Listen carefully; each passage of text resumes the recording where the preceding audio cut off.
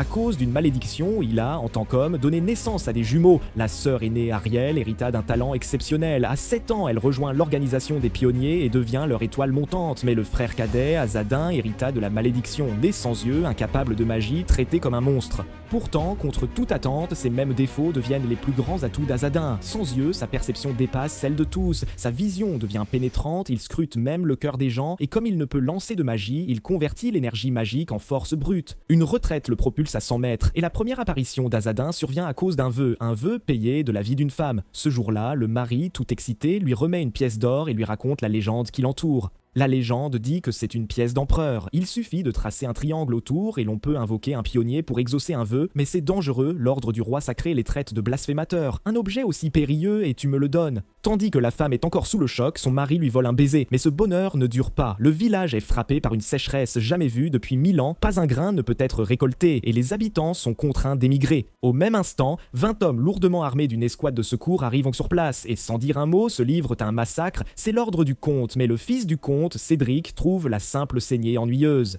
Il adopte donc une méthode encore plus brutale. Pour ce couple, le mari, en résistant, se voit entailler la taille et le fils du comte attache délibérément une corde au-dessus de la plaie. Blessure. La victime ne meurt pas tout de suite. La femme de son petit corps ne peut que soutenir son mari pour empêcher l'aggravation. Cela excite encore plus la curiosité du fils du comte qui prend un fouet et flagelle la femme sans pitié. Pourtant, malgré des vagues de douleurs atroces, les bras de la femme gardant son mari ne se desserrent jamais. Au moment où le fils du comte veut continuer, un chevalier s'approche. Zayn, le maître d'armes du jeune homme. Toi, noble portant le sang sacré du roi, comment peux-tu faire ça? N'as-tu pas peur que la nouvelle se répande? Face à la menace de son instructeur, le fils du comte reste impassible. Il cesse seulement lorsqu'il se lasse de la battre. Et ensuite, la femme peine à garder cette position jusqu'à l'après-midi. Ne pouvant plus le supporter, le mari puise dans ses dernières forces pour ouvrir la bouche et émettre un son. Célia, je t'en supplie, cours, s'il te plaît. Après ces mots, plus aucun bruit ne sort de lui. Sa voix est faible, mais aux oreilles de sa femme, elle sonne d'une clarté de cristal. Elle secoue la tête, désespérée, puis sort la pièce d'or que son mari lui avait donnée et la pose par terre, traçant autour d'un pisteur le symbole d'un triangle. Un pisteur viendra nous sauver. La légende dit que le clan des pisteurs est maudit. Ils doivent collecter des pièces de l'empereur en aidant des demandeurs à exaucer des vœux pour briser leur malédiction. Le contrat prend effet en 2 jours. Désespérée, la femme devient la plus fervente croyante qui soit. Ironie cruelle. Même son mari n'y croyait pas, il voulait juste lui faire plaisir. Bientôt, elle s'effondre, déshydratée et à bout de force. Quand elle reprend connaissance, c'est déjà le lendemain matin. Zayn est venu en cachette lui apporter de l'eau et soutient son mari avec un bâton. Dès qu'elle ouvre les yeux, il se prépare à partir. Je ne peux pas laisser le jeune maître savoir que j'étais là, sinon j'aurais des conséquences que je ne pourrais pas supporter. Quant à ton mari, il n'est pas nécessaire de continuer ainsi. Les paroles de Zayn équivalent à une sentence de mort pour l'homme. Pourtant, la femme insiste pour le soutenir. La scène fige Zayn sur place et sa culpabilité s'alourdit encore. Même s'il n'a pas participé aux violences contre les villageois, dis-moi ton nom. Un éclat de lumière apparaît soudain dans les yeux de la femme. Quand le pisteur arrivera, je lui demanderai de t'épargner. À l'opposé du regard plein d'espoir de la femme, les yeux de Zayn sont remplis de pitié. Il n'aurait jamais imaginé que quelqu'un place vraiment son espoir dans une légende si insaisissable. Même si les pisteurs existent, l'équipe de secours compte 20 soldats. Et surtout, le fils du comte porte le sang sacré du roi dans ses veines. Tu sais ce que ça implique. Le sang royal possède un pouvoir magique sacré et terriblement puissant. Les gens ordinaires ne peuvent tout simplement pas vaincre une telle magie. Les mots de Zayn n'ébranlent pas la femme, son regard devient encore plus résolu. Les pisteurs sont aussi des mages qui ont maintes fois tué des porteurs du sang sacré. Ce sont des tueurs de dieux, ils peuvent gagner. Zayn n'insiste pas, il pense qu'elle a perdu la raison à cause du traumatisme. Je m'appelle Zayn, chevalier rayonnant de l'ordre du roi saint. Je ne donne pas mon nom pour quémander la pitié. Si ces hérétiques sans âme viennent, je me battrai de toutes mes forces. Zayn signifie bourreau en turc et c'est à cause de lui que le démon d'aujourd'hui existe. Il s'en va en promettant de revenir le soir, puis part. La femme regarde la pièce qui aurait dû rester sagement dans le triangle mais a disparu. Elle serre les dents de soulagement. Plus que 2 jours, dans 2 jours, ils viendront. Le soleil d'aujourd'hui est d'une sévérité exceptionnelle, pire que n'importe quel autre jour. Au camp des secouristes, Cédric et Zayn s'affrontent à nouveau. Zayn dit que la source du désastre est le climat et que les villageois sont innocents. La population pourrait être déplacée vers des terres plus fertiles, mais Cédric a une vue totalement opposée. Il croit que le sang du roi sacré nourrit la terre et que la tentative de fuite des villageois est une déloyauté envers le sacré. Cela a attiré le châtiment divin, rendant le soleil implacable. Je les sauve. Les deux se séparent en mauvais termes. Le temps file et le soir tombe. Zayn tient sa promesse et revient à l'endroit du couple, voulant encore aider la femme, mais hélas, il ne voit plus la femme debout. Quelques heures plus tôt, la femme est morte de déshydratation. Zane s'approche de leur corps. Presque 2 jours se sont écoulés depuis que la femme a lancé son sort, et même si un Pathfinder venait vraiment comme promis, rien ne peut être changé maintenant. Zane marmonne pour lui-même, et une déception inexplicable lui serre le cœur. En tant que chevalier radieux de l'ordre du roi saint, il espérait que ces hérétiques apparaîtraient et forceraient Cédric à les affronter. Mais à cet instant, une brume noire et sinistre se lève soudain à ses côtés. Avant qu'il ne puisse réagir, une longue épée est déjà pressée contre la nuque de Zane. Quel est cet art de l'épée fantomatique et cette aura froide et menaçante? Cette sensation est totalement à l'opposé de la magie sacrée. Zane comprend vite que le nouvel arrivant pourrait être le légendaire Pathfinder. Tu es un Pathfinder, vraiment. Après confirmation, Zane décline honnêtement son nom, un chevalier radieux. Tu n'es pas le suppliant, hein? Ce serait tellement ironique. Le ton désinvolte de l'autre met Zane hors de lui. L'homme arrivé balaie rapidement les environs et devine que la femme morte à proximité est la requérante. Selon les règles, si la requérante meurt, la pièce revient au Pathfinder arrivé comme paiement, mais il veut quand même connaître la situation d'après Zane. Enlève ton épée de ma nuque et recule et je te dirai volontiers. Tu crois vraiment qu'on t'aurait capturé si facilement sans embuscade? Sa silhouette vacille et il a déjà reculé d'une centaine de mètres. Impossible. Zane est stupéfait par la vitesse et la précision de ce un fantôme ou de la magie. Tu es mage? L'homme secoue la tête. À part moi, tous les autres pisteurs sont mages. Ce n'est que de la capacité physique au-delà de l'humain ordinaire. Ses talents éveillent la curiosité de Zane. Quel est ton nom? En tant que pisteur, quel est ton rang? L'homme répond franchement, je suis Azadin, le 108e pisteur au service de l'empereur. Quoi, 108e? Zane s'immobilise. La légende dit qu'il n'y a que 108 pisteurs au total. Même le dernier possède un tel pouvoir. Comme convenu, Zane raconte tout sur le couple. Compris, quel malheur. Azadin montre son étonnement en entendant l'histoire. À ce moment, une chouette fond en piqué, contrat rempli. La pièce est à toi, Azadin, 108e messager, passe à ta prochaine mission. Entendant un oiseau parler, Zane sursaute. Un oiseau parlant le surprend déjà, mais le message le dérange encore plus. Le pétitionnaire est mort et vous prenez la récompense et partez. Ah, on dirait que le chevalier radieux espère voir le vœu exaucé. Dans ce cas, le destin de ton jeune maître ne sera pas agréable. Prenant conscience de ces mots imprudents, Zane dégaine. Ce n'est pas ça, je te vaincrai ici, hérétique sans âme. Mais quand Azadin voit le chevalier lui pointer l'épée, il ricane froidement. Ton épée est restée muette face à la vraie injustice et maintenant tu l'agites contre moi. Tu es en colère. Contre qui? Contre moi ou contre toi? Qu'est-ce que tu peux savoir? S'écrie Zane agité. Azadin reste calme. Les étoiles sont les héros qui forment des constellations. Mais pour certains, ce ne sont que de faibles lueurs et du noir, dit-il en désignant le corps de la femme. Tu regardes les victimes autrement que les autres soldats. Tu as soigné le pétitionnaire et tu m'as attendu. Non, il n'y a pas de différence. Je suis un chevalier radieux de l'ordre du roi saint. Je dois vénérer et obéir à ceux qui portent le sang sacré. Je n'ai pas l'intention de me battre contre toi. Si tu as de la compassion pour cette femme, ton épée n'est pas mon ennemi. Zane se tait. Azadin lui tourne le dos. Bien que ce soit une occasion parfaite pour attaquer, Zane ne parvient pas à frapper ce pisteur. À cet instant, l'épée d'Azadin scintille et tranche la corde attachée au peuplier. Il attrape le corps de l'homme en plein vol d'une seule main. Quelle prouesse physique incroyable! Même Zane, sûr de ses talents, voit que cet homme est un monstre. Un monstre d'un tout autre niveau, alors c'est le pouvoir d'un Pathfinder. Tu as une pelle pour les enterrer. Zane est confus, le requérant est mort. Après avoir pris la pièce, il n'a aucune obligation envers eux, et voilà qu'il veut enterrer les corps. Sinon, laisse tomber. Azadin, le dos tourné à Zane, commence à creuser la terre. Vraiment, il va enterrer les cadavres. C'est à la fois un défi lancé à Cédric. Cédric veut des corps pendus à chaque arbre corrompu par une magie maléfique en créatures immortelles, symbole de son pouvoir. Il ne restera pas spectateur. Pendant que Zane s'interroge encore, Azadin a déjà creusé une petite fosse. Zane voit la scène, ses doigts serrent la garde de son épée. Il imagine ces corps aux branches, en décomposition, dépouillés de toute dignité humaine, comme des fanions sur les désirs sadiques d'un tyran. Comment pourrait-il braquer son épée contre quelqu'un qui met des corps en terre? Cette pensée le fait se sentir lâche et misérable. Au fond, n'est-il pas qu'un serviteur fidèle d'un tyran? Zane rengaine son épée, s'approche d'Azadin et commence à creuser à main nue. Bientôt, tous deux terminent d'enterrer les victimes. Que les grands anges de la sagesse, du courage et de la miséricorde aient pitié d'eux. Azadin joint les mains en prière. Zane est abasourdi. Un adepte de l'empereur maléfique et membre du clan Pathfinder récite le rituel funéraire des Chevaliers du Salut. Les Chevaliers du Salut, ce sont un autre groupe à côté de l'ordre du Roi Saint et du clan Finder. Imbécile orgueilleux, as-tu abandonné le destin de ta famille pour suivre des croyances hérétiques? Non, j'admire simplement les idéaux des Chevaliers du Salut. Azadin dit calmement. Si je ne peux pas suivre ce que je crois juste, alors ma naissance n'a aucun sens. Bien que jeune, Zane perçoit une maturité et un sang-froid remarquables dans ses mots. Que comptes-tu faire pour l'équipe de secours? Azadin tourne la tête sans répondre, décroche vite la sangle de son sac et sort un arc long. Dans cette direction, quelqu'un que tu révères approche. Zane est choqué. Il se retourne et voit ce qu'il redoutait le plus. Cédric mène une immense vague sombre de de soldats qui s'avancent lentement. Tu n'étais pas intéressé par cette femme, hein? Tu aurais dû le dire plus tôt. Il s'avère que Cédric savait tout depuis le début. Zane lève rapidement la tête pour observer. Le nombre d'arrivants est considérable. Presque toute l'équipe de secours est là, armée jusqu'aux dents. Même en tant que chevalier radieux, il n'a aucune garantie de victoire dans cette situation. Mais Azzadin, à ses côtés, ne doute pas. Il arme son arc et décoche une flèche vers les soldats. La flèche file vite, décrivant une courbe aiguë et frappe l'œil d'un soldat à l'arrière. En un instant, des cris résonnent dans les montagnes. Sans leur laisser reprendre souffle, Azzadin tire une autre flèche. Les hommes de front se croient donc prêts, persuadés que leurs boucliers robustes arrêteront l'attaque, mais contre toute attente, la flèche traverse les épées boucliers et touche ceux qui sont derrière. Cela fige Zane sur place. Des flèches qui se courbent en plein vol, c'est déjà surprenant, mais cette force est encore plus stupéfiante. Quelle énergie faut-il pour ça? Tu viens de me demander ce que je fais face à l'équipe de secours, non? Dit soudain Azzadin. La valeur d'une personne ne se mesure pas à son rang, mais à ses convictions et à ses actes. Ceux qui portent le sang sacré du roi et massacrent pourtant leur peuple ne sont pas nobles pour autant. Les actes d'Azzadin font exploser la colère de Cédric. Il ordonne aussitôt à Zane de tuer Azzadin, mais dès qu'il a fini de parler, Azzadin bondit et décoche flèche après flèche. Les traits tombent comme une tempête, ne laissant aux soldats aucune seconde pour réagir. Un grand nombre d'entre eux s'effondrent en hurlant. Ce combat prend presque des allures de massacre unilatéral. Même l'oreille de Cédric est transpercée par une flèche, mais il comprend vite, cet homme ne veut pas tuer, il veut les neutraliser durablement. Tuer qui? Au juste, rugit Cédric, mais avant qu'il n'achève, Azzadin surgit derrière lui à une vitesse incroyable.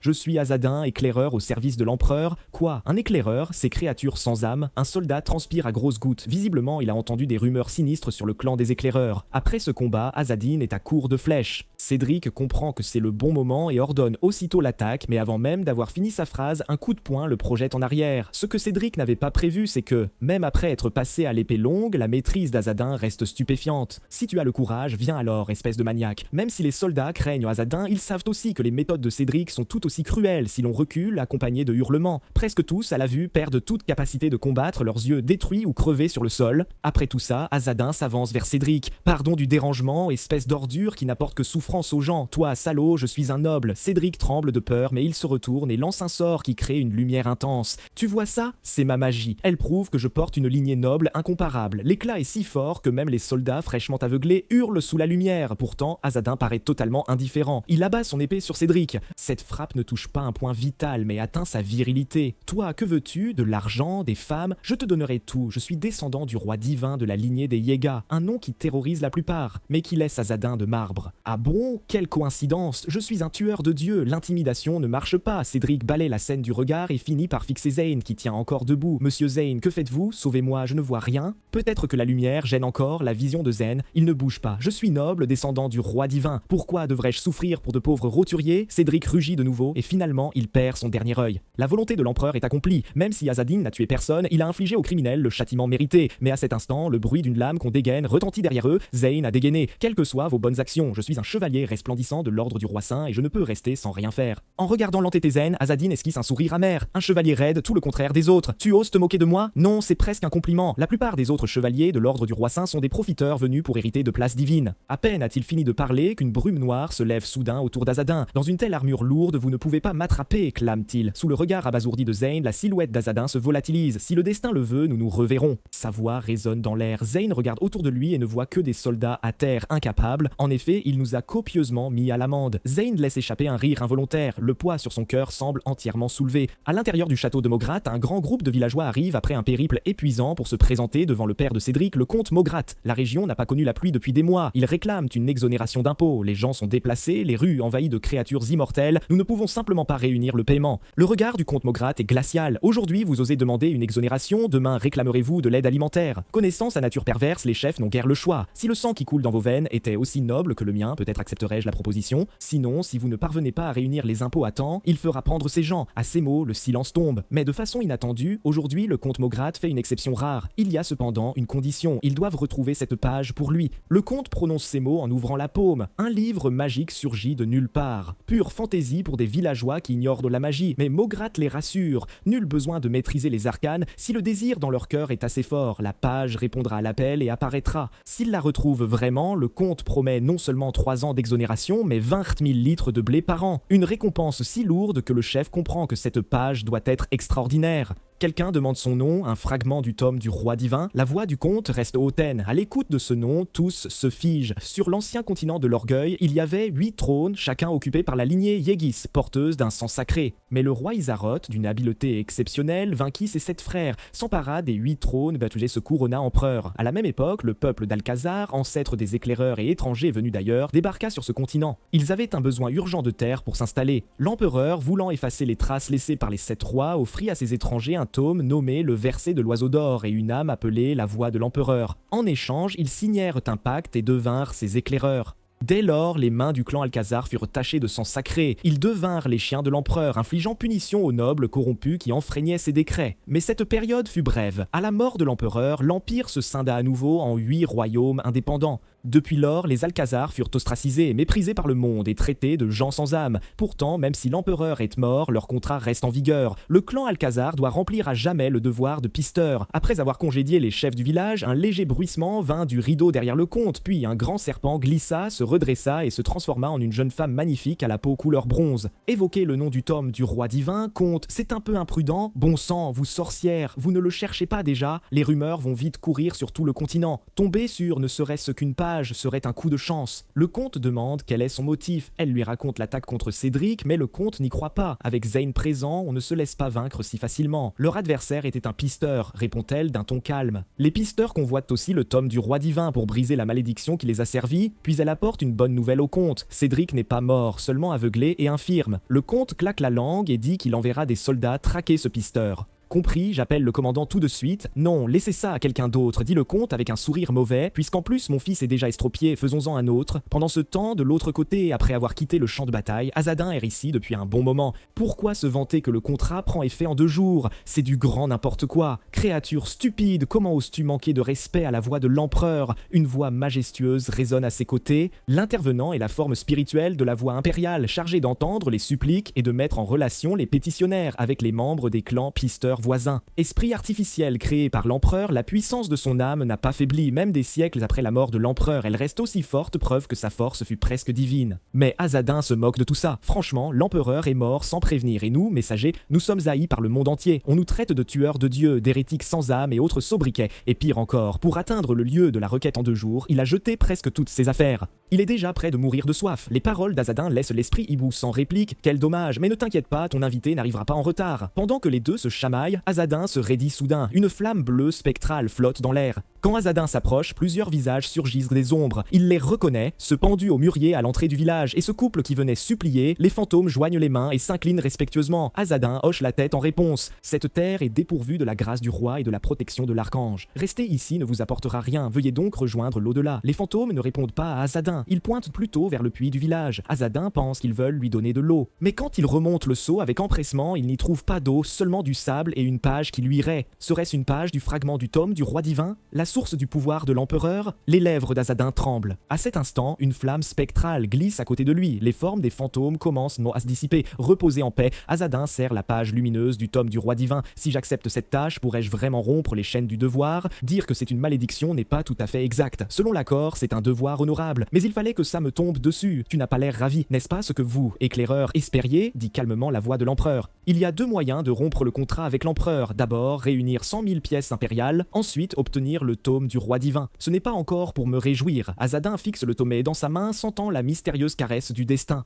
Le tome du roi divin a été déchiré à cause du père d'Azadin. Azadin quitte le village et reprend sa route. La sécheresse dans sa gorge le met très mal à l'aise. Et, non loin derrière lui, une petite tête émerge d'une cachette. Voilà le gars. On raconte qu'il est l'idiot le plus inutile du clan, maudit et incapable de pratiquer la magie. Les mots de la fille débordent de mépris pour Azadin. Pour elle, un type comme ça ne mérite pas la place d'éclaireur. Mademoiselle Mélanie, on devrait rentrer. À ses côtés se tient un garçon du même âge. Non, je veux tester ses capacités. La fille sort une flèche. Oh, ça ne se fait pas. En entendant qu'elle veut l'éprouver, le garçon sursaute. Nous, les serviteurs, on ne peut pas attaquer un éclaireur. Un duel devrait suffire, non? Je ne peux quand même pas perdre contre quelqu'un qui ne sait même pas utiliser la magie. Pour éviter de tuer Azadin d'une seule flèche, la jeune femme casse exprès la pointe. Pourtant, il a été promu spécialement par l'ancien Khazès. Alors quoi? 10 ans d'entraînement avec l'ancien Khazès feraient de lui le meilleur de tous les pisteurs? Trêve de palabres. La jeune femme bande son arc, vise Azadin et décoche. C'est la technique secrète du clan Alcazar, la flèche jumelle. La flèche file rapide droit vers la tête d'Azadin. Avant l'impact, la fille se baisse pour se cacher, elle écoute, anxieuse, les bruits lointains, jusqu'à ce qu'il n'y ait plus un son. Ce n'est qu'alors qu'elle ose jeter un œil et, surprise, un petit caillou la salue. Le caillou frappe précisément son front et Azadin apparaît aussitôt. C'était votre flèche tout à l'heure? Oui, c'était moi. Un petit salut. Malgré ces mots, la jeune femme est stupéfaite par sa technique. Aucune présence ressentie, des mouvements fantomatiques, et pourtant elle voit 2 flèches dans son carquois. Il a attrapé ses projectiles. N'ayant plus le choix, ils révèlent leur mission. La jeune femme s'appelle Mélanie de la maison Ataria, l'une des 5 familles fondatrices du clan des pisteurs. Le garçon est Aidan, le serviteur de Mélanie. Leur clan les a envoyés pour aider Azadin. Aider? De cette façon, Azadin renvoie la flèche qui l'avait touché. J'ai vu que ton carquois était vide, alors je t'ai prêté des flèches. N'est-ce pas une aide remarquable? La fille s'en sert comme excuse pour son attaque. Azadin pousse un soupir dépité. Tu ferais mieux de rentrer chez toi, enfant. Enfant? Le visage de Mélanie se couvre de colère à ce mot. Je l'ai dit, je porte le sang de la maison Taria, bien plus noble que le tien, descendant d'un traître. La lignée ne compte pas pour une servante. Azadin se détourne. Tu es venu travailler pour moi, tu es donc ma subordonnée. Cela mis à part, tu viens de m'attaquer. Peut-être devrais-je te montrer les conséquences de tels actes. L'aura oppressante qu'il dégage met Mélanie mal à l'aise. C'est bien la personne dont on parle dans les rumeurs, faible, incompétent, quelqu'un qu'on peut taper sans état d'âme. Pardonnez mon impertinence. Si vous voulez quelque chose de ma part, montrez d'abord du respect, que vous soyez d'Alcazar ou mon ennemi. Lequel choisiras-tu, ennemi ou compagnon de clan? Quand Azadin pose la question, Mélanie comprend aussitôt qu'on ne plaisante pas avec lui et s'excuse prestement. Azadin accepte mais ne cède pas. Il lui ordonne toujours de repartir d'où ils viennent. Mais au moment où il se retourne, il semble se souvenir de quelque chose. Au fait, as-tu de l'eau? Mélanie ne répond pas. Elle fixe Azadin d'un regard féroce. Je veux un duel. Non, cette personne est dangereuse et les tentatives d'Aidan pour l'en dissuader ne la font pas fléchir. Elle sait que les rumeurs se trompent. Azadin n'est pas l'idiot des légendes. Au contraire, il paraît puissant et orgueilleux. Mais si elle n'ose pas le défier sous prétexte qu'il est fort, ne serait-elle pas une lâche? Pathfinder Azadin, moi, Mélanie, je défie officiellement ta position de Pathfinder. Sérieusement, si tu gagnes, ma place de Pathfinder sera à toi. Et si je gagne, tu connais les conséquences. Bien sûr, ma vie et ma mort seront entre tes mains. Tout appartiendra. Azadin baisse la tête, conscient que sa réputation au sein du clan n'est pas reluisante. Pourtant, perdre face à une fille de 13 ans serait trop humiliant. Azadin essaie encore de refuser le duel, mais Mélanie refuse catégoriquement. Elle se tourne et recule. Pas pour fuir évidemment, mais pour prendre de la distance jusqu'à 100 pas. Très bien, 100 pas. Azadin, je te mets au défi. Faut-il vraiment qu'on en vienne aux armes? Alors qu'Azadin commence à en être là, une voix majestueuse tonne d'en haut. Duel accepté, Pathfinder Azadin accepte le défi. Mon Dieu, c'est la voix de l'empereur. Aidan panique. On raconte que chaque Pathfinder a un compagnon spirituel. La voix de l'empereur comme témoin transforme tout ça en autre chose qu'un simple jeu d'enfant. C'est mauvais signe. Aidan s'angoisse. Il ne veut rien qui arrive à la jeune dame qu'il sert. Non, je ne dois absolument pas perdre. Quelques minutes plus tard, Mélanie est couverte de plaies et silencieuse. Clairement, le duel n'a pas tourné comme elle l'espérait. Aidan revit la scène, encore incrédule. Sans flèche, Azadin est passé au caillou.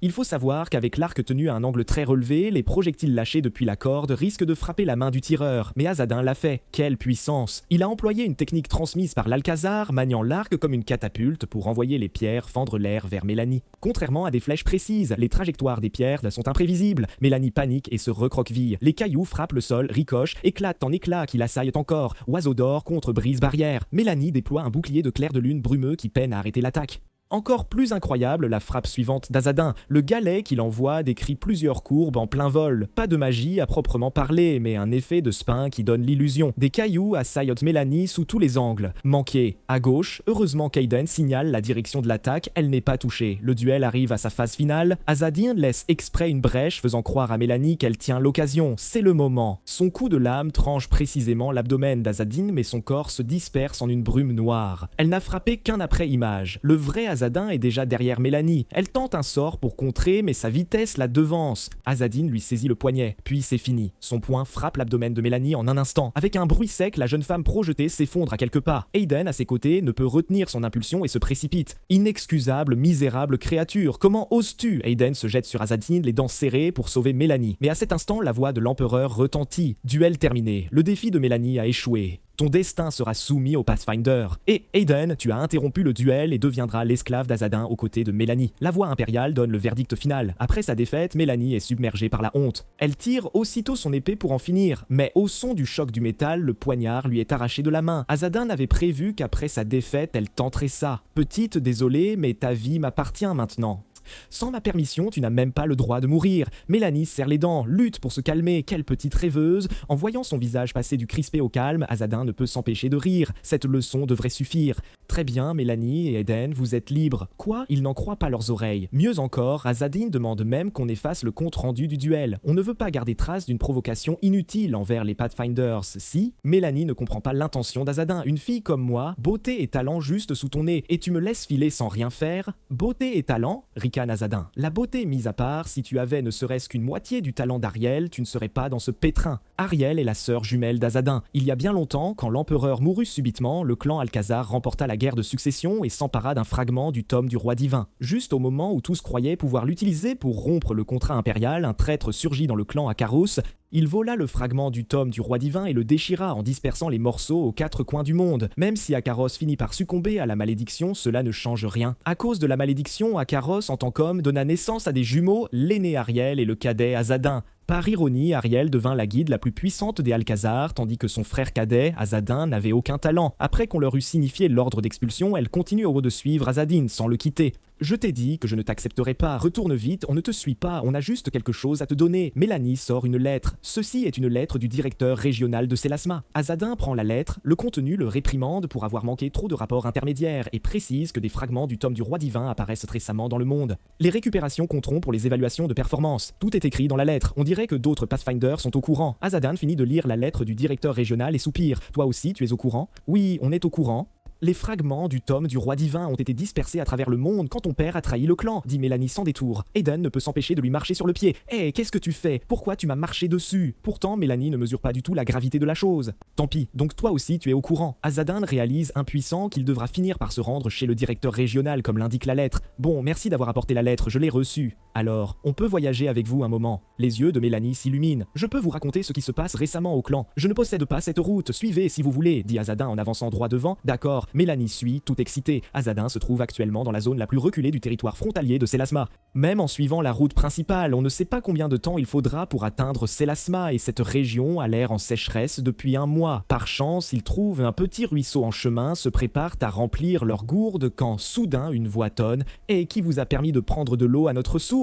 Six types à l'air de voyous se précipitent. Azadin ne veut pas d'ennui et demande ce qu'ils veulent. Tout, bien sûr, tuer les filles, garder le garçon pour le plaisir de notre frère. Les voyous, sûrs de leur nombre, avancent en se pavanant. Je demande encore une fois, il n'y a vraiment aucune négociation possible. Pourquoi ils parlent tant? Regarde ce masque, quel pitre. Sur l'ordre du chef, ils attaquent. Mais Azadin serre des cailloux dans sa main et abat instantanément les trois de devant. Il n'en reste que trois, déjà anéantis par la démonstration de sa puissance. Pardonnez-nous, nous n'avons pas reconnu la grandeur. Il s'agenouille et avoue être des recrues forcées du fils du comte Mograt, chargé de retrouver des fragments du tome du roi divin. L'arrière-pays est déjà en crise de sécheresse, tout le monde devient réfugié ou brigand. Mélanie pense qu'ils mentent, mais Azadin sent qu'ils disent la vérité. Aucun marchand ni voyageur n'emprunterait cette route. Alors, pour les faire taire, il faut les tuer, lance Mélanie sans manière. Attends, je ne suis pas du genre à tuer à la légère. Enfin si, il faut les tuer. Même s'ils se rachètent, les laisser en vie révélerait notre position. Aiden, lui, se range à l'avis opposé. Chaque vie compte, il faut leur laisser une chance de se racheter. Oui, la vie humaine prime. Il le flatte si habilement qu'on croirait qu'il l'a toujours su. Azadin les regarde en souriant, puis assène un coup au chef des voyous. Je vais vous laisser un souvenir indélébile, ne bougez pas, sinon ce ne sera pas seulement votre œil qui partira, mais tout votre visage. Les deux autres restent figés, pétrifiés. Ne plaisantez pas, je viens de dire, ne bougez pas, ce n'est qu'un œil. Ah, des cris perçants éclatent dans la forêt comme un coup de tonnerre. Des dizaines de minutes plus tard, Azadin relâche les voyous comme promis. Salaud, je te maudis à mort. Le truand borgne semblait avoir oublié ses flatteries et maintenant jure violemment, mais à cet instant, une main massive apparaît soudain et écrase l'un d'eux, le tuant sur le coup. L'arrivant se révèle être un troll géant qui attrape les derniers et les fourre dans le panier en bambou sur son dos. Pendant ce temps, le troll aperçoit le village au loin. Des humains, un village, de la nourriture, j'arrive. De leur côté, après que les chèvres eurent de manger et bu à satiété, le groupe d'Azadin reprend la route. Au début, je pensais que tu les laisserais partir, mais en te voyant faire ça, je trouve que c'est plutôt bien. Ceux qui maltraitent les faibles et dépouillent les autres ne comprennent vraiment ce sentiment que lorsqu'ils deviennent faibles à leur tour. Quand ils perdent un œil et s'affaiblissent, alors ils peuvent compatir. Azadin est bon, oui, mais ceux qui méritent d'être punis doivent l'être. Il ne s'inquiète pas de ses actes, mais d'autres choses. Les voyous disent que le comte Mograt cherche lui aussi des fragments du tome du roi divin. Aidan rapporte des rumeurs entendues sur la route. Aurait-il perdu son pouvoir politique et voudrait-il utiliser les fragments pour revenir par la magie ? quelqu'un qui ne veut que le pouvoir est bien trop dangereux. Alors, avant de quitter le territoire de Mograth, Azadin enlève son masque. C'est l'emblème des pisteurs, un masque d'aigle qui ne passe pas inaperçu. Mais au moment où Azadin le retire, Mélanie et Aidan restent bouche bée. Son nez aquilin et ses arcades sourcilières prononcées frappent d'emblée, assez séduisant, sauf à l'endroit où devraient être ses yeux, une cicatrice horizontale. Quoi? Pas d'yeux? C'est pour ça qu'on m'appelle Azadin. Le nom vient d'un dragon maléfique sans yeux dans les anciens mythes de la confrérie des pisteurs. La légende raconte que le dragon maléfique sans yeux Azadin, incarnation du dieu de la mort, mena une lutte éternelle du bien contre le mal aux côtés de l'ange juste Ariel, et périt avec lui au jour du jugement. Mais toi, tu n'as pas l'air du tout aveugle. Azadin explique qu'il l'ignore, lui aussi. Il est né sans yeux, pourtant cela n'affecte pas sa vue. Et celle qui a causé cette cicatrice est sa sœur Ariel. Azadin se rappelle même de ces mots, mot pour mot, ce qui devrait être là n'y est pas. Ça rend l'apparence plus convaincante. Grâce à cette cicatrice, une fois le masque enlevé, Azadin peut facilement se faire passer pour un pèlerin aveugle. Après avoir marché je ne sais combien de temps, ils atteignent enfin la grande route frontalière, la route impériale qui relie les principales villes du continent. Le village bâti le long de cette route s'appelle Eastgate Village. Comme son nom l'indique, il sert de porte d'accès à la route impériale, un poste de contrôle. Mélanie et Aidan sont stupéfaits par la fouille au checkpoint. La dernière fois, ce n'était pas si extrême, on payait juste un péage et on passait. Mais maintenant, des mercenaires, clairement pas des gens recommandables, pillent au grand jour. Azadin suppose qu'ils fouillent aussi minutieusement parce qu'ils cherchent dans des fragments du tome du roi divin. À ce moment, un marchand à côté interpelle Azadin. « Monsieur, vous êtes aveugle ?» Ouais, ces deux enfants sont des orphelins en pèlerinage avec moi. D'après le récit du marchand, Azadin confirme son hypothèse. Il cherche bien des fragments du tome du roi divin. En trouver un rapporte une énorme récompense. Ça sent le danger. Et justement, Azadin porte un fragment sur lui. Alors qu'il se demande comment réagir, une agitation éclate devant. Vous dites que vous cherchez le tome du roi divin. Pourquoi prenez-vous mon argent? Dégagez! Personne ne sait sous quelle forme peut se présenter le tome magique. Peut-être ressemble-t-il à des pièces. On l'examinera et si ce n'est pas le tome du roi divin, on vous le rendra. Pourtant, malgré leurs paroles, les mercenaires n'ont aucune intention de rendre ce qu'ils ont saisi. La fille de l'homme s'avance pour les arrêter, mais les mercenaires s'en fichent royalement. Ces salauds, on fait quoi? On se bat? Attendez, voyons d'abord. Azadin retient les deux enfants car il aperçoit un messager s'approcher des mercenaires. Ils semblent échanger des nouvelles. Après la conversation, les mercenaires deviennent blêmes d'effroi et commencent à remballer armes et butins. C'est tout pour aujourd'hui. Ils ne laissent passer que ceux qui ont déjà été fouillés. Les autres sont priés de rester logés à l'extérieur du poste. Ensuite, on ferme la porte Azadin et on dit la au marchand,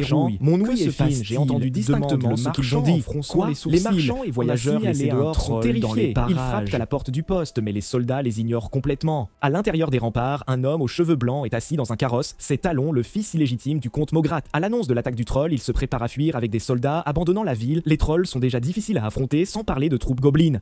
Talon n'a aucune raison d'exposer ses soldats privés à un combat ici. Pas le choix. Retraite avec le butin. À ce moment, quelqu'un interpelle Talon, chef par intérim du village, pour savoir comment régler la situation. Talon balaye ça d'un ton détaché. Repoussez-les, bien sûr. Vous avez reçu un entraînement suffisant, vous devriez gérer, je vous confie tout ça. Cela dit, il s'éloigne, mais la milice du chef n'a eu qu'une journée d'entraînement. C'est comme lancer des œufs contre un rocher, le sol tremble déjà. Alors que le soleil va se coucher, le chef du village désobéit et ouvre la porte. Il sait que ces hommes d'âge mûr ne peuvent pas défendre le village, alors il s'apprête à laisser entrer marchands et voyageurs pour lutter ensemble. Les jeunes et les forts restent au village, tandis que les vieux, les faibles, les femmes et les enfants évacuent. À cause de cette stratégie, le groupe d'Azadin rejoint l'évacuation. Déguisés en aveugles, les deux enfants, ils sont traités avec un soin tout particulier. Ils vont même jusqu'à leur offrir leur unique lanterne. Azadin comprend la logique du chef. Il ne veut pas chasser ces gens, il veut les protéger. À l'intérieur des murs, il y a en fait plus de danger qu'à l'extérieur. En disant ça, il semble réfléchir puis s'interrompt. Séparons-nous à nouveau. La silhouette d'Azadin se couvre d'une brume noire et quelques secondes plus tard, il disparaît complètement. De l'autre côté, le troll arrive au mur accompagné de nombreux gobelins. La nuée est intimidante, mais le pire, c'est le troll de tête. Il atteint un terrifiant 5 mètres de haut. Le troll, venu par plusieurs chemins, a capturé des humains. Vous êtes tous à moi, nourriture de Grom. Sur ces mots, il lève la jambe droite et frappe le sol, faisant immédiatement trembler les murailles. Des flèches enflammées, ordonne le chef. Les archers ouvrent le feu, mais presque tous les gobelins portent un bouclier, l'attaque est peu efficace. Le troll de tête saisit d'un énorme rocher et le lance contre la porte. L'impact terrifiant manque de la faire voler en éclats. Voyant les humains complètement désavantagés, certains villageois vacillent. Fuir, peut-être que si je m'enfuis maintenant, je survivrai. À ce moment, un mage gobelin caché sur le côté saisit un bâton façonné pour l'occasion, le tome du roi divin, et s'écrie « Le tome du roi divin est à moi ». À peine a-t-il fini de parler qu'un homme masqué en aigle surgit et le projette au sol. Et ce n'est pas tout, quand le troll attaque les villageois, il en sauve aussi deux. Le nouvel arrivant s'appelle Azadin. Je vais vous aider à défendre la porte. Qui êtes-vous? Le chef du village reste bouche bée devant la technique de déplacement d'Azadin, un pisteur de l'empereur de passage. Il dit ça, sort l'arc de sa ceinture et le corde. Un pisteur de l'empereur? Un pisteur. Pendant que tout le monde s'interroge, Azadin a déjà sauté du mur, attrape une flèche et décoche. La flèche se divise en deux et transperce simultanément les yeux du troll. Le troll hurle et bascule en arrière, puis agite sa hache d'obsidienne comme un forcené, mais privé de ses deux yeux, il ne tient plus debout. Azadin saute sur la tête du troll et commence à débarrasser les gobelins restants. Incroyable, la bataille se renverse en un instant. Le troll le plus puissant a perdu toute capacité de combat. À ce moment, leur panier de butin bascule soudain. Les humains à l'intérieur se débattent pour en sortir. Azadin remarque, et parmi eux se trouvent les brutes d'avant. À cet instant, le mage gobelin se redresse en titubant, puis ses bras commencent à muter. Le tome du roi divin m'appartient. Je deviendrai le roi de toutes les races. Des lambeaux de chair rouge sang jaillissent du corps du gobelin comme des cordes. Des dents acérées poussent sur ces lambeaux et déchirent tout sur leur passage. Azadin observe la scène bizarre et claque la langue. Panthéon Kultu, le roi des crocs. Le Panthéon Kultu était composé de dieux sauvages qui régnaient sur ces terres avant l'arrivée des Yegas et de nombreuses bêtes leur obéissaient. Le monstre continue de dévorer les cadavres alentours, puis la tête du gobelin émerge de l'intérieur. Venez, chien de Jaeger, remettez-moi le tome du roi divin. Le mage gobelin lève son bâton. Aussitôt, un rayon de lumière jaillit vers Azadin, révélant le fragment du tome divin caché sur lui. Avant qu'il ne termine, l'épée d'Azadin effleure la tête du gobelin. Quelle était cette lumière? Elle semble pointer vers le tome du roi divin. Eux aussi le cherchent, Azadin trouve ça étrange. Tout en réfléchissant, il esquive les attaques du monstre, ramasse l'épée gobeline rouillée au sol et fonce vers l'affrontement. Un éclair de lame tranche les gencives pleines de dents. Les dents sur cette chair sont trop grosses. Les dents sans racines profondes sont fragiles. Arrogant, je suis le roi des crocs. Non, corrige Azadin, tu n'es qu'un insignifiant sbire créé par le roi des crocs. Immédiatement, les deux se replongent dans un combat acharné. Pendant ce temps, de la fumée s'élève de l'épée d'Azadin. Les tentacules du monstre sécrètent un suc digestif corrosif qui ronge la lame. Poua, Azadin jette l'épée de côté. Ce combat n'apporte que des ennuis et aucun bénéfice du tout. Mais face aux attaques du fouet dent, il n'a pas le temps de s'inquiéter des armes. Les villageois paniquent en regardant des flèches enflammées. Il faut aider cet éclaireur d'une manière ou d'une autre, crie le chef du village. Mais aider l'éclaireur, si l'ordre du Saint-Roi l'apprend, c'est un crime grave. Malgré la gravité de l'infraction, le chef du village ricane. Ces maudits de l'ordre du Saint-Roi nous ont déjà abandonnés. Qui viendrait nous punir? On veut juste attaquer le monstre. Une fois le monstre vaincu, on verra pour capturer les éclaireurs et tout le reste. C'est le plan, ouais. Les villageois lèvent leurs arcs à l'unisson et commencent à tirer. Azadin regarde les flèches fusées au-dessus de sa tête et esquisse un sourire amer. À côté de ses propres flèches, celles-ci paraissent faibles et chétives. J'aimerais bien qu'il me donne ses flèches. Tiens, au moins, pendant qu'ils combattent, il considère Azadin comme l'un des leurs. Ça lui suffit. Azadin ramasse une dent qui ressemble à une dent de requin, il se retourne et la lance, la dent fend l'air, déchire même des tentacules, puis s'enfonce profondément dans le corps du monstre. La douleur intense, soudaine, le fait se débattre d'agonie. Bien, cette méthode fonctionne. Azadin continue de ramasser les dents qu'il a coupées plus tôt et les lance rapidement. Elles volent, acérées vers le monstre, le criblant de trous. Incapable de supporter la douleur, la tête du gobelin jaillit hors du corps du monstre. Salaud, j'étais sur le point de devenir le roi des crocs. Pourquoi tu m'arrêtes? Malheureusement, je suis un tueur de dieu, répond Azadin. Il lance une autre dent acérée, fendant la tête du gobelin en deux, puis le corps du monstre commence à s'effriter. Azadin évite soigneusement la chair sur le sol et récupère le bâton magique tombé. À ce moment, des voix s'élèvent derrière lui. Hérétique sans âme, lui lance-t-il en le fusillant du regard. Certains ont même bandé leurs arcs. Quel culot! Des arcs bandés peuvent provoquer des tirs accidentels. Azadin soupire. Parmi la foule, certains apprécient sûrement son aide et l'accueillent, mais d'autres se montrent méfiants. Quelles sont tes véritables intentions? Pourquoi éliminer ces monstres? Vous avez amené ces créatures. Beaucoup détestent profondément le clan des éclaireurs et deviennent même déraisonnables. On leur a appris que les éclaireurs de l'empereur sont des hérétiques sans âme, des êtres abominables méritant la mort. Ce n'est pas étonnant que certains pensent ainsi, s'écrie Azadin. Je ne fais qu'exécuter l'ordre lié à la pièce de l'empereur. Quelqu'un a formulé un vœu pour vous avec cette pièce. Ah, qui donc serait-ce quelqu'un parmi nous? Je n'ai ni l'obligation ni le droit de le dire, dit Azadin en ignorant les gens affolés. Puis-je passer, ou allez-vous me défier au nom de l'ordre du roi sacré? Ne méprisez pas nos chances. Malgré les cris des villageois, personne n'ose décocher. Bon, alors je m'en vais. Azadin escalade le mur avec aisance et attrape une poignée de flèches dans un carquois. Prendre quelques flèches, ça devrait aller, non? N'attaquez pas. Le chef retient tout le monde, puis murmure doucement « Merci ». Il baisse volontairement la voix pour que les autres n'entendent pas. Quel imbécile, de tels mots sont une condamnation à mort. Azadin saute du mur et entre au poste de contrôle. Une pièce? Vraiment? Tu mens sans sourciller. La voix de l'empereur résonne dans son oreille. Tu ne trouves pas que c'est excessif? Tu les as aidés à repousser des monstres, et voilà leur attitude. Chacun a ses faiblesses. De toute façon, ils m'ont bien traité quand je jouais le faux aveugle. Satisfait, ils méritent aussi de la bonté, dit Azadin en accélérant le pas. Mais je suis crevé et je n'ai même pas récupéré une seule pièce. J'ai couru sur la route pendant le temps d'un repas. Bientôt, Azadin aperçoit les silhouettes de Mélanie et d'Aiden. Pour l'attendre, les deux avaient volontairement quitté le groupe. Quoi? Vous avez vaincu le Panthéon Kultu? Azadin leur raconte ce qui s'est passé. Ils sont tous deux choqués, mais Aiden baisse vite la tête. Tu as dépensé tant d'énergie pour rien sans même gagner une pièce, lui dit Azadin. Aider ceux qui ont besoin, c'est une bonne chose. Sans ces idéaux, la vie devient bien morne. En disant cela, Azadine sort soudain un bâton. Au fait, Mélanie, tu sais ce que c'est? Un bâton magique? Mélanie prend le bâton ancien qu'Azadin lui tend. C'est ce que j'ai aperçu au Panthéon Khufu. Il faut que je me concentre pour l'évaluer. Je suis trop fatigué pour ça maintenant. Oh, c'est vrai, Mélanie écarquille soudain les yeux. Tu me confies ça? Ça veut dire que tu m'acceptes comme suivante? Enfin, pas tout à fait, mais en rencontrant des membres du clan si loin de chez eux, je peux au moins aider pour ça, non? Mélanie acquiesce, mais elle demande à Azadine de lui promettre quelque chose en échange. Bien sûr, pas de problème. Dis-moi demain, dit Azadin en bondissant. Il faut qu'on se dépêche maintenant. Plusieurs heures plus tard, ils rejoignent enfin le groupe d'évacuation. Ah, on est si soulagés que vous soyez sains et saufs. Tout le monde est content qu'Azadin et les siens soient indemnes. Après avoir rattrapé la foule, Azadine affirme que son oreille est parfaite. Il a entendu des acclamations de victoire venant du village, on peut faire demi-tour. Les évacués restent sceptiques, mais en voyant des lumières au sommet de la montagne, au village d'Eastgate, il conclut que le village est sûr. Renvoyez d'abord quelques personnes au village pour vérifier, propose Azadin. On pourra agir ensuite, il n'est pas encore trop tard. D'accord. On décide d'interrompre temporairement la fuite et de choisir quelques coureurs rapides pour retourner au village et confirmer la situation. Après avoir escorté les villageois en ville, Azadin file sans s'arrêter vers l'endroit suivant, trop épuisé pour se permettre de perdre une minute. Une bonne trentaine de minutes plus tard, il arrive dans un camp où sont postés Talon, le fils illégitime du comte, et ses mercenaires. Dans l'obscurité, quelqu'un les observe. En voyant le coffre au butin de Talon, ses yeux s'illuminent tout de suite. Quel beau butin, parfait, mes économies de voyage sont presque épuisées. Tôt le lendemain matin, Talon réunit tous les mercenaires. Qu'est-ce qui s'est passé? Vous avez laissé quelqu'un nous voler? Les mercenaires expliquent qu'ils ont été attaqués et assommés avant de pouvoir réagir. Mais Talon s'en moque. Vous prenez l'argent des gens et ne faites même pas le boulot. Il s'en prend aussitôt au capitaine. C'est votre responsabilité, personne ne proteste contre une retenue d'un mois de salaire, hein? Le capitaine acquiesce, j'ai aussi perdu quelque chose, ajoute-t-on. Ça ne ressemble pas du tout au travail de simple voleur. On dirait qu'on ne peut pas faire mieux pour l'instant. Talon n'est pas sot. Il sait que s'il pousse plus loin, les mercenaires pourraient se mutiner. Pourtant, le capitaine dont le salaire n'a pas été réduit paraît insatisfait. Celui qui a pris l'objet ira probablement dans un village voisin. Monsieur Talon ordonnerait-il qu'on attaque ce village? Quoi? Attendez, le village le plus proche, c'est la bourgade étape par où nous sommes passés, non? C'est géré par les nobles, pas une affaire simple. Talon refuse la proposition et, en désignant le capitaine mercenaire, lui intime d'être plus respectueux quand il parle. Le capitaine sourit. Peu importe, même si vous êtes contre, nous pillerons en votre nom.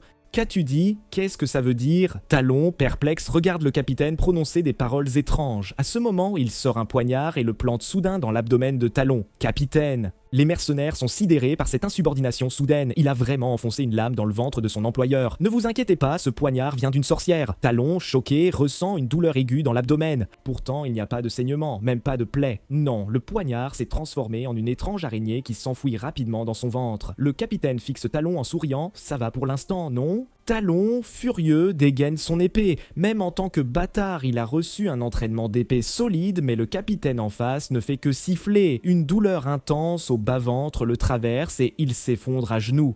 Calme-toi d'abord. L'araignée qui s'est nichée dans ton ventre ne t'a mordu que légèrement. Si tu ne m'obéis pas, elle pondra des œufs dans ton estomac. Et quand ils écloront, Talon tremble de tout son corps et tente de se relever. Que veux-tu que je fasse? Les mercenaires regardent leur chef, le visage terrifié, se demandant s'il a toujours été ainsi. Je veux m'emparer du relais et retrouver celui qui m'a volé mes affaires, dit le capitaine en souriant, mais ses yeux brillent d'une soif meurtrière. De l'autre côté, Azadine revient vers Mélanie et Hayden. Il a trouvé un autre bâton identique à celui du Panthéon Khufu dans le coffre de butin de Talon et demande à Mélanie de l'évaluer. Mais Hayden, à côté d'elle, le saisit d'un geste. Laisse-moi faire. Quelques instants plus tard, il commence son examen. Hayden dit y sentir deux magies, une verte et une noire. Si ça venait des rois fans, il y aurait du rouge mêlé. Azadin conclut que ça doit être l'œuvre d'un autre membre du Panthéon Khufu et Hayden confirme. Quant à la fonction du bâton, il sert à localiser un objet particulier. En entendant ça, Azadin marque un temps. Donc il repère des fragments du tome du roi divin. Celui qui a perdu le bâton ne nous lâchera pas. Après réflexion, Azadin retourne au camp des mercenaires. Pour observer leur réaction, l'atmosphère aujourd'hui est complètement différente d'hier. Les mercenaires s'occupent des armes et du matériel, se préparent activement à la guerre et Azadin dit à Mélanie ce qu'il a vu. Il semble prêt à attaquer la ville relais. En entendant ça, Mélanie s'arrête un instant. L'ampleur de cette cité dépasse de loin un village ordinaire, donc elle en conclut que quelque chose l'épouse, sinon il n'aurait pas un plan aussi suicidaire. Azadin décide donc d'éviter ses mercenaires et d'aller d'abord en ville. Le soleil se couche, cette fois Azadin se fait encore passer pour un aveugle et passe sans peine le poste de contrôle pour entrer dans la ville relais. On l'appelle ville. Mais dans cette région clairsemée, la qualifier de grande cité ne serait pas excessif. La ville relais tient justement un marché. Des chariots de caravane sont garés sur la place à l'entrée. C'est la compagnie commerciale Carassa, super nouvelle. Mélanie et Hayden découvrent des wagons aux couleurs de Carassa et exultent,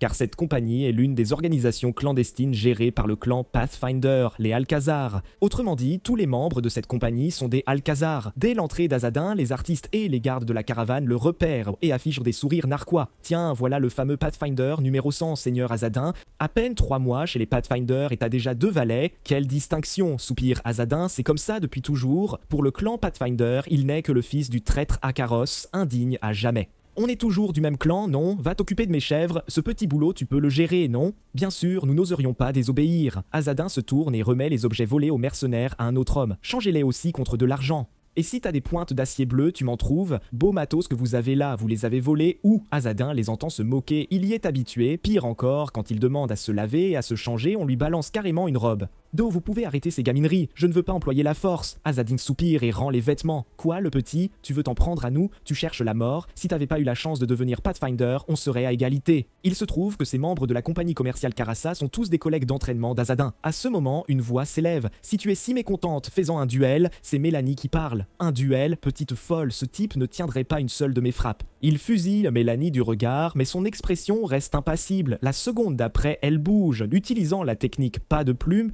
du chant de l'oiseau d'or. Elle disparaît aux yeux de tous et en un clin d'œil se retrouve sur le dos d'un des compagnons d'Azadin. Sa dague presse sa gorge. « Hé gamine, tu fais quoi ? Tu ne comprends pas la situation, je suis une descendante de la maison Itaria. Toi, petite roturière, tu oses manquer ainsi de respect à mon éclaireur. » La dague de Mélanie tremble légèrement, on entend la peau se déchirer et le sang d'un membre s'écouler. Son regard meurtrier laisse les gens de la compagnie sans voix, la chose a l'air sérieuse. Au moment critique, une voix jaillit de la foule. Bon, tout le monde, du calme. Celui qui parle est un jeune homme aux cheveux d'or, Drac, le chef de cette caravane. Ça fait longtemps, Azadin, je m'excuse pour mes gens, tu peux arrêter maintenant? Son apparition détend l'atmosphère. Après avoir mis fin à la mascarade, il s'approche d'Azadin. Va te laver d'abord, on mangera ensemble après. Drac a quelques questions pour Azadin, pas sur leur histoire, mais au sujet de sa sœur Ariel. Il se trouve que quand Drac était très jeune, il avait attaqué Ariel, mais c'est elle qui l'avait gravement blessé, surtout les chevilles, complètement éclatées. Le camp de la caravane compte de nombreuses tentes. Après un bain dans l'une d'elles, Azadin se sent tout revigoré.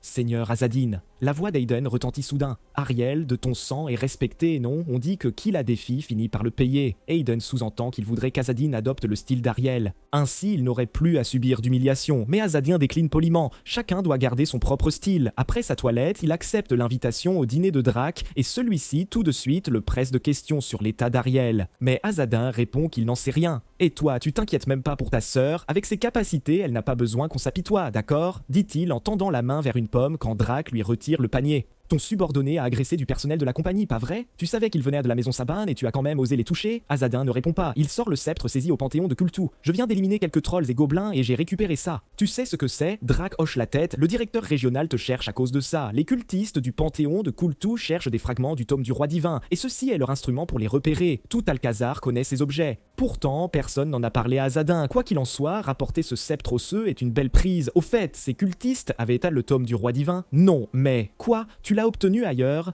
Je l'ai obtenu, les autres messagers ne l'ont pas. Drac écarquille les yeux. Tu as un fragment du tome du roi divin, file-le vite. Azadin croque calmement sa pomme. Te le donner serait plus dangereux. Un des fils du comte Mograt ramène des mercenaires. Tu crois que je perdrais? Peut-être contre Ariel, mais autrefois j'étais pisteur, c'est ça le souci. Un groupe de marchands qui se donnent des airs au-dessus de leur rang, ça n'éveillera pas les soupçons? Drac est furieux contre Azadin. Pour protéger le tome du roi divin, tout cela est secondaire. De plus, tu es bien moins fort qu'Ariel. Azadin ne peut le nier. Depuis l'enfance, Ariel le dépasse largement. 10 ans ont passé et Azadin a bien grandi, certes, mais il n'ose même pas imaginer la puissance d'Ariel aujourd'hui. Azadin secoue la tête. Il décide de remettre le tome du roi divin directement au directeur régional. Alors que Drac et lui s'opposent, un membre de la compagnie fait irruption. Porte Est. Problème à la porte Est. La ville relais est tenue par les chevaliers du comte Selasma. Au crépuscule, un jeune chevalier arrive au relais accompagné de mercenaires. Ses talons et sa bande de mercenaires. Le garde de la porte leur refuse l'entrée, prétextant trop de monde. Il fait presque nuit.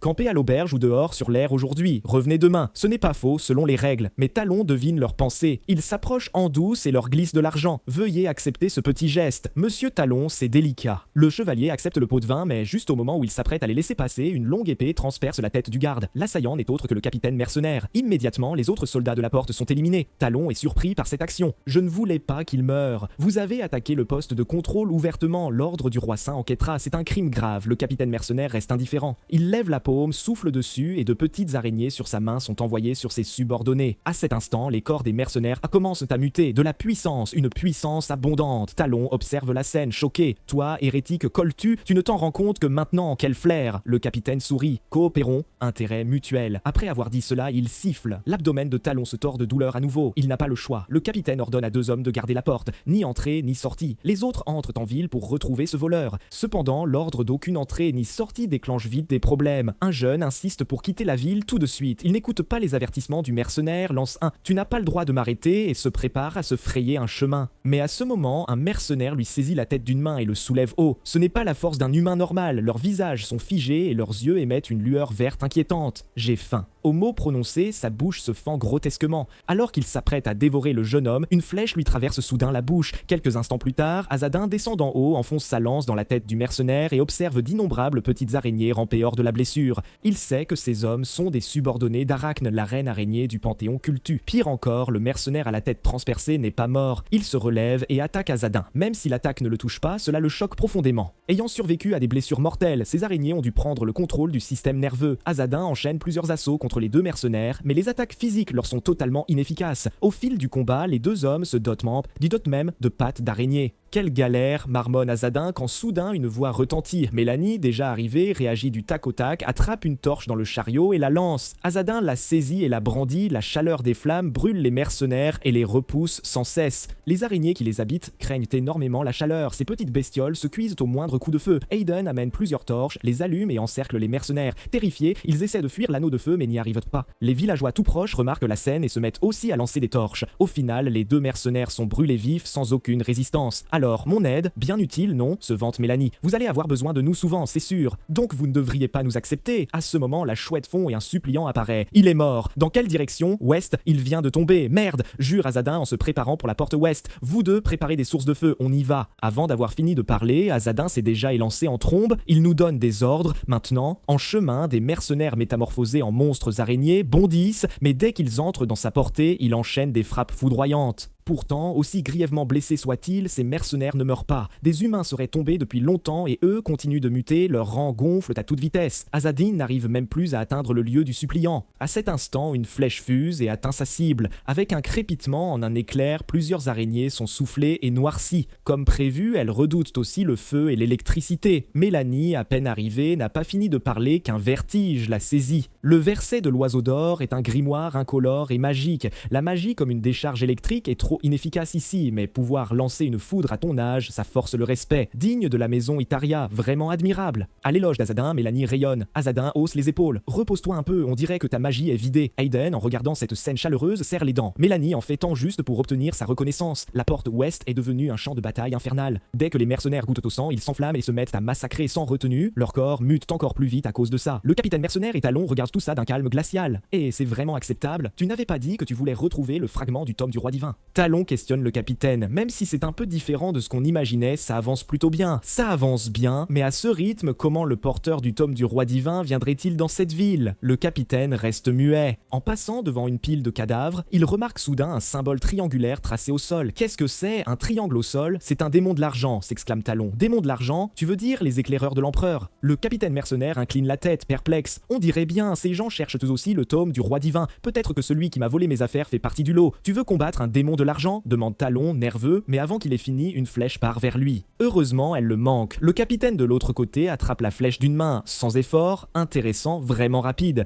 Il jette la flèche et voilà qu'une autre file droit vers son visage. Toujours pas compris? Le capitaine ricane et tend la main pour l'attraper. Trop tard, la flèche le frappe en pleine tête. Ils ont tiré la première plus faiblement pour me mettre en confiance, dit le capitaine en écartant les bras. 6 pattes d'araignée poussent rapidement sur son corps. Azadin contourne Talon et fonce droit sur le capitaine mercenaire. Une lame étincelle, la coupure atteint son abdomen. Donc c'est le messager de l'empereur, intéressant. Le capitaine échange des coups avec Azadin. Talon sur le côté reste bouche bée. Honnêtement, peu importe lequel gagne, ça lui sera défavorable. Maman, tu me manques. Talon s'assoit par terre en pleurant. Le combat entre Azadin et le capitaine fait rage. Les pattes d'araignée sont coupées encore et encore, mais sa super régénération les fait repousser sans cesse. Voilà un chef qui garde sa rationalité humaine même en forme d'araignée. Tu es fort, j'admets, mais tu ne peux pas me tuer. Le corps du capitaine se remet à évoluer, mais Azadin en face reste impassible. Il a déjà deviné la faiblesse de son adversaire. La force de la nature du Kazakh, le corps d'Azadin se métamorphose en brume noire et disparaît. En un clin d'œil, il réapparaît derrière le capitaine mercenaire, la liane parasite, lame étincelante à la main. La tête du capitaine s'envole.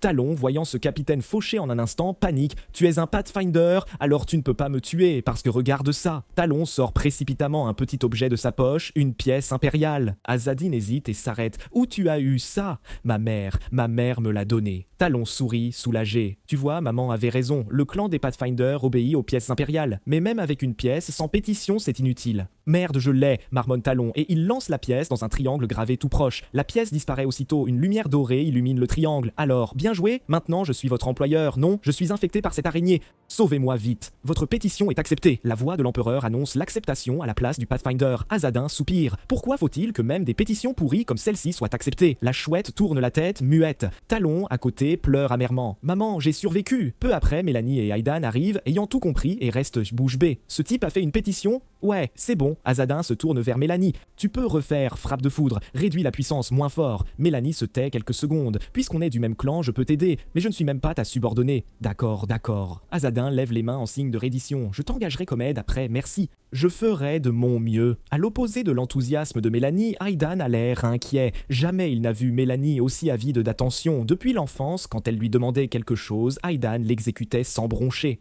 Mais cette dévotion n'a visiblement jamais obtenu ce qu'elle espérait. C'est pas juste, bon, j'y vais. Mélanie se frotte les mains. Attends, et si je meurs? Ignorant les protestations de Talon, elle déclenche la frappe de foudre. Touchée, Talon hurle et s'effondre. Comme prévu, la frappe de foudre anéantit les araignées infectées à l'intérieur, même si elle blesse aussi le corps. C'est quand même préférable à être tourmenté par des araignées. Bref, mission accomplie. Mélanie s'adresse à Azadin et vacille. Azadin sursaute. Ça va? Désolé, je crois que j'en ai trop fait. Je me remettrai après un repos. Les descendants de la maison Itaria ne sont pas si faibles. Quelques instants plus tard, Talon reprend des forces. En sentant de petites araignées sortir de lui, il rougit bizarrement. La scène fige tout le monde. Pourquoi me regardes-tu comme ça? Ne prends pas de goût bizarre, mon petit, se moque Azadin. Maintenant que sa requête est satisfaite, on peut l'éliminer. Aidan intervient. L'intimité entre Mélanie et Azadin l'agace. Quoi? S'exclame Talon, choqué. Mais Azadin l'interrompt d'un mot. Aidan ne dit pas n'importe quoi. Si l'empereur accepte une supplique, cela signifie que la personne mérite d'être protégée. Même après l'acceptation d'une supplique, il faut les traiter avec sincérité. En plus, la voix de l'empereur doit puiser de l'énergie spirituelle chez le suppliant.